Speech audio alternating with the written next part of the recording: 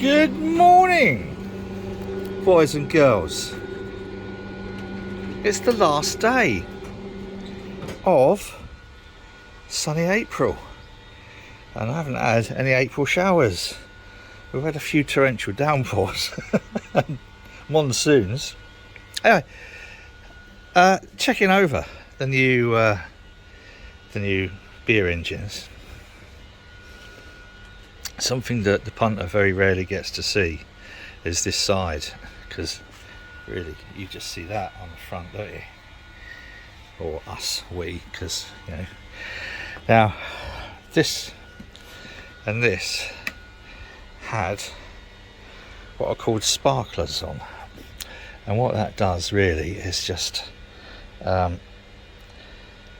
take a beer and put a bit of a head on it. And taking them off, I've discovered it's not overly bloody clean. In fact, now this should be stainless steel. My guess is that that's not rust. Well, it could be. I mean, anything's possible these days, isn't it?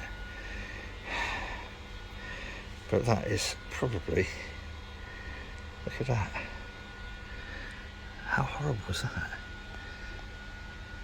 And I don't know how long it had been since cleaning, but I would have thought anything like this that goes in a glass, because your glass goes all the way up, I would have thought that should have been cleaned pretty much on a daily basis. Now, I'm not cloth cap wearing, badge covered, bearded camera member, but I've got nothing against them. Each to their own, you know, because just because I'm kind of like more craft doesn't mean I've got anything against cask. Quite the opposite. I think, you know, everybody should have a joy, a reasonable, responsible joy of beer. This didn't have a sparkler on, but it's still manky as fuck. Look, in fact, oh god, terrible. But the thing is, wherever you're getting whatever you drink should be highly sanitized all the bloody time. Things like this shouldn't need to be. You shouldn't need to point out stuff like that on there. So anyway, this is just a quick clean. What I'm then going to do is I'm going to flush all of them through with line cleaner, and then loads and loads of water, and then Star San. The line cleaner just to do what it says, clean out the lines. The water then to clean out the line cleaner, and the Star San to make sure that everything is as sanitized as possible. I'm going to need to start looking into things like, I think it's called Barkeeper's Friend.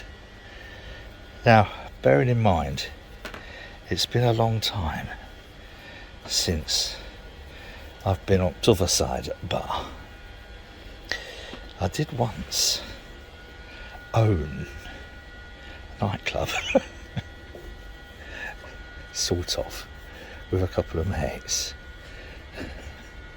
So I should know that I'm going to have to swat up on cellarage, because for me, now let's just take a look at that. That ain't good enough, right? That really isn't good enough. That, as far as I'm concerned, that is a fucking disgrace. So when these are actually up and running, these are going to get cleaned at the end of every bloody night. That's what I do on a Keezer. Even on the Keezer, I'll take the spout off, and they'll go in water, then star sand, and that's just for me. If you're selling something to members of publics, or even club members, as it were, as it will be here,